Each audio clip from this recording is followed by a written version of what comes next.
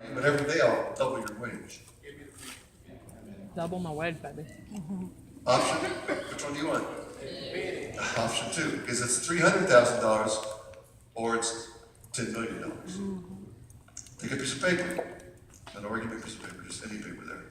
Take a piece of paper and, am I going to ruin something important here? You need this? You sure? You got another one? Okay, take a piece of paper and fold it in half 50 times. 1, 2, 3, 4, 5. If you could get paper large enough and keep folding 50 times, how tall would the paper be? It would literally be a stack of paper from South Carolina to the moon and halfway beyond the moon. A simple piece of paper like this. Multiplication is the only way we're going to win South Carolina for Jesus. We can no longer be satisfied. We won 6, we lost 3, we won 12, we lost 4, we lost 13. It's time.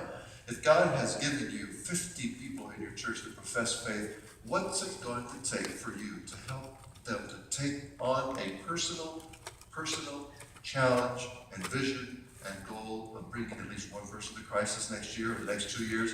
And once we move to multiplication, there's no way that Eddie alone is going to be able to plan with district funds and district initiatives the next 30 churches that are on the radar screen. He can't do it. But if every church will dream and pray and begin to believe, we will, by the grace of God, Yes. surpass that goal.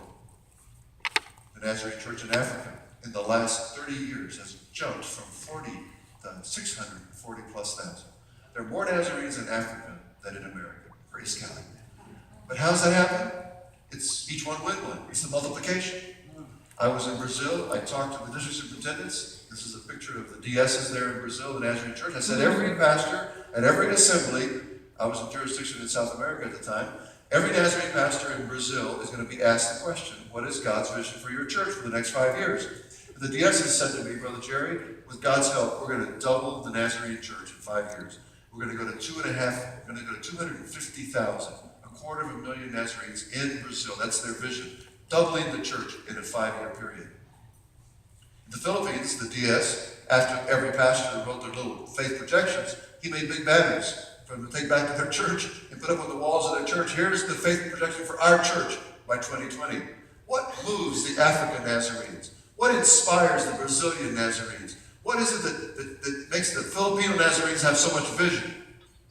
Oh, their love for the denomination. Yes. Institutional loyalty. Oh, that's what does it every time. You know what moves it? Their 5 brothers.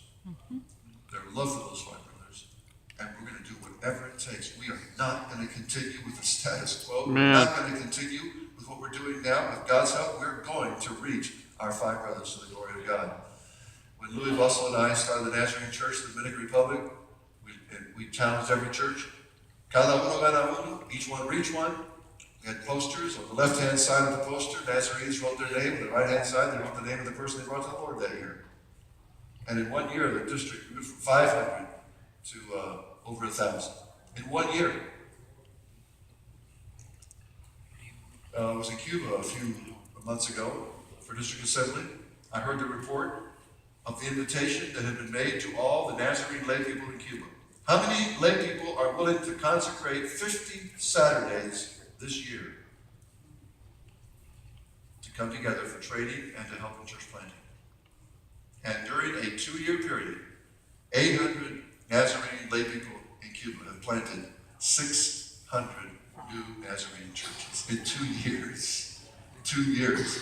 And now, right now, 111 Nazarene pastors in Cuba are training 2,272 Cuban Nazarene lay people with a vision of planting between 500 and 1,000 churches this year.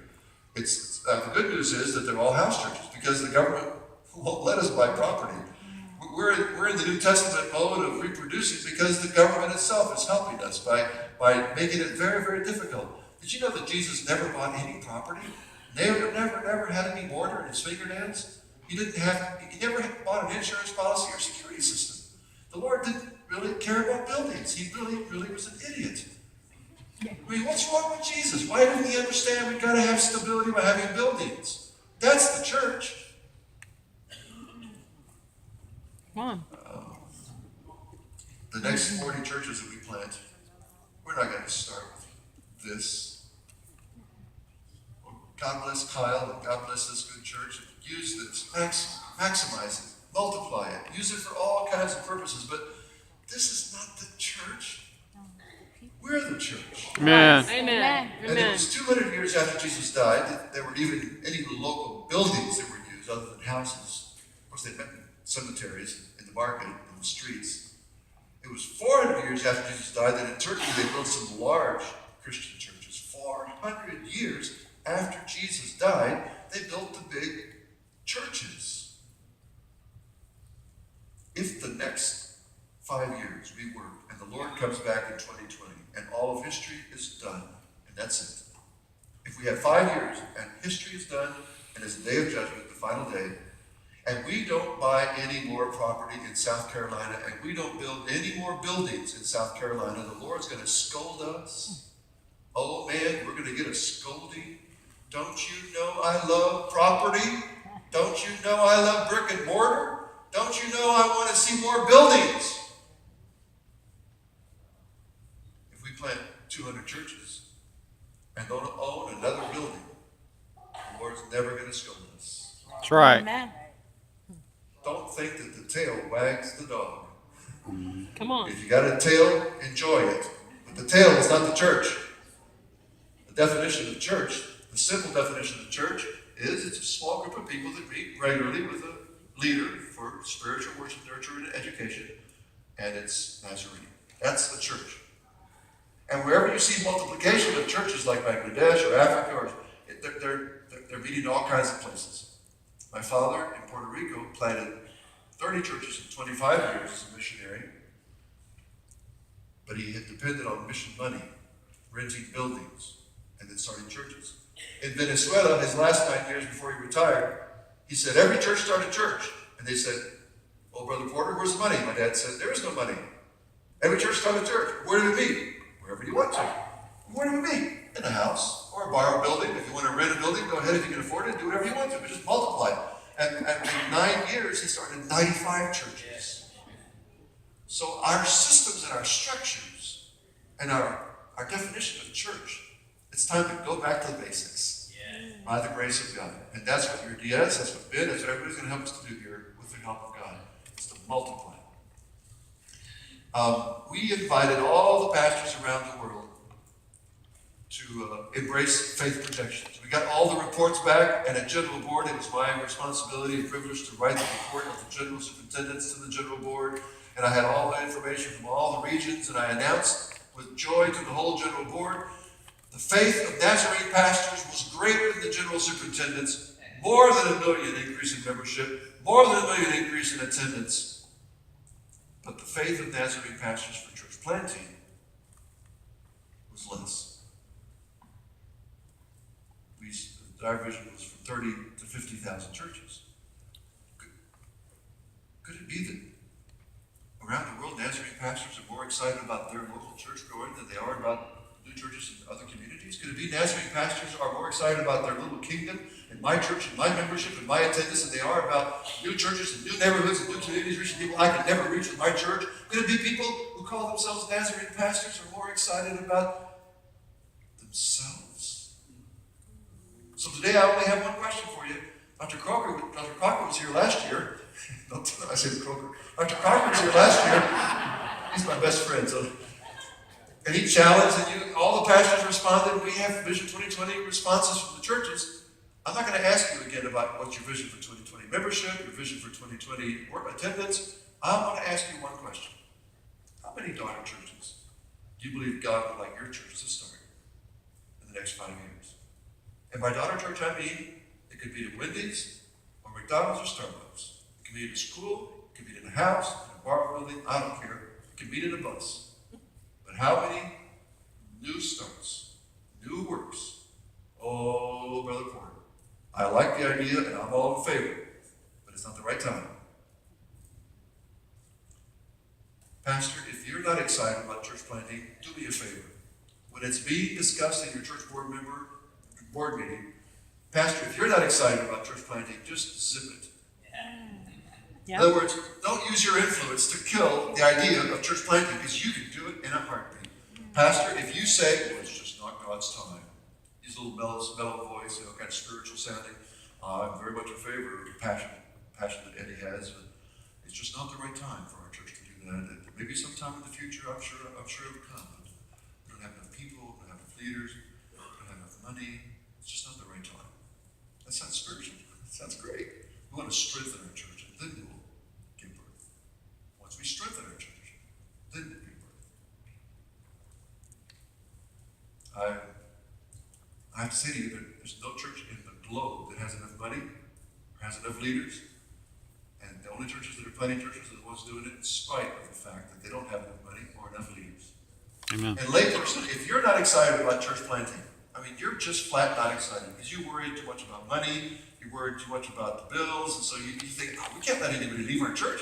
We need more people with more time. We don't have enough money as it is. So you're actually, as a layperson, if you don't like the idea of church planting, do me a favor, zip it. Don't use your influence. Don't let the record of the minute say, and then Sister Jones said, and the idea of the church plant died. If you're not excited about church planting, beware lest you find yourself actually working against the Spirit of God. Because we know for a fact that church planting is the best way to reach new people in South Carolina. If we know that, then we've got to go back to, okay, how are we going to do this? And then, I do believe that God's going to bless your church if you have the courage, but it takes faith. So if you don't have the faith for church planting, then just do me a favor, don't say very much. If you don't have the faith for it, you're not excited, just do me a favor. Don't use your influence to kill an idea that might be from God. If it isn't God, let's let it prosper. Let's let it prosper. Let's go back to school. Someone says, well, Brother Porter, it's much more difficult in South Carolina to do God's work than it used to be. The devil has created new obstacles for the church. I think that's a pretty reasonable statement. The devil saw what was working. The devil created new obstacles for the church. Things that didn't exist. That's right. Problems that didn't exist 25 years ago. And they're here today. So we have to serve God, build a church with difficult obstacles that weren't there 25 years ago. And we know that the devil is much more creative than God. Knows. Come on. Could it be that the Lord isn't wringing his hands in heaven, worried about South Carolina's strategies? Could it be that God Almighty has no ulcers, worried about how to win South Carolina for Jesus? Could it be that the Lord's creativity far exceeds Satan's little measly obstacles? Come on now. And the problem is not that the Lord isn't creative enough, that the church isn't listening closely enough, and we're not courageous enough to do what God's telling us to do to become more creative than Satan with little obstacles trying to block the progress of the church of God in South Carolina. So what do we have to do? Go back to prayer. Go back to the Word. You don't have to be creative. You don't have to be innovative. Just pray more. God's the creative one. He'll give you the creativity you need. God will give you the answer to reach children, young people, and young adults on how to plant a church. God will tell you how to do it. Spend more time in prayer. Find out from God how to do it. And then go to the Nazarene churches that are growing. Humble yourself and find out why they grow. Sometimes we're so proud, we don't want to go learn. Go to churches that are not Nazarene. I don't care if they're Baptist or Pentecostal. Go find out why and how they reach all these kids. How they reach young adults, how they train people for marriage, how they work, recovery programs. Find out what they're doing. We don't have to worry about the doctrine. We know who we are. Holiness unto the Lord. Our doctrine's not up for grabs. But we want to find out what methods God is using today in South Carolina to reach blacks, Latinos, Muslims, and all kinds of white folk. What kind of methods will God use in South Carolina? Find out churches that are doing it. And then go and learn and listen and be humble. The only people in this assembly who will learn anything new are the humble ones. The arrogant ones already know it all. Nobody can teach you anything. So let's humble ourselves. last night as Eddie was organizing 2 churches. What drives the passion of Dr. Eastham is not institutional loyalty or the desire to tell Bob Broadbooks, I organized 2 churches. That doesn't move Eddie's heart. But you know what moves all of our hearts?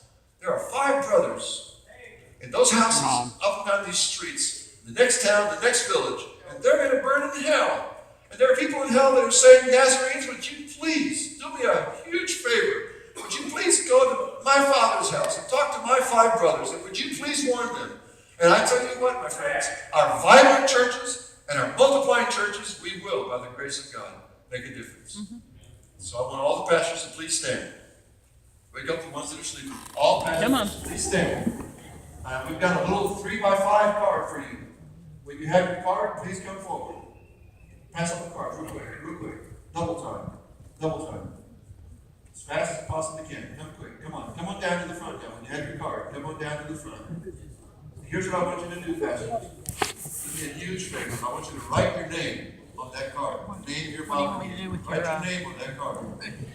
Write the name your mama gave you on that card. And I want you to write the name of your church. It's still on. And I want you to write a number. How many new starts can your church begin by 2020? Do me a favor. I don't want to have a heart attack. Don't write 0. Please have enough faith to believe that your church could actually start a new start. Brother Porter, we're dying. Well, then before you die, give birth. Come on. I mean, I don't care. That's I don't care what right. excuse Come on. You have. Bill Wiesman has an answer. Whatever excuse Let's you have, go. Bill has the answer. By the grace of God. Yes. Eddie, come stand here in the front, please. Pastors, write your name at the name of your church. Yeah, you I don't just go know. there. Come on. 1 to 100. Oh my God. Keep going. Between now and 2020. 1 church, 2 church, 3 churches. How many new starts? 1 a year, write down 4. Write down a number, please. And then, as you turn this into Eddie, ask God to give you the faith to believe it can become a reality. And your church is going to launch a daughter church and reach people your congregation will never reach. That's right. To the That's glory right. of God. So, Brother Eddie, stand Come here. on. Give it to Eddie, then stand behind him and lay your hands on his shoulder. Give the card to Brother Eddie and stay here. Lay your hands on his shoulder for prayer. Get a microphone for Brother Easton, please. Is there a microphone over there for Eddie? Could you bring that microphone over here? Thank you. Thank you, pastors. Thank you for stepping out in faith.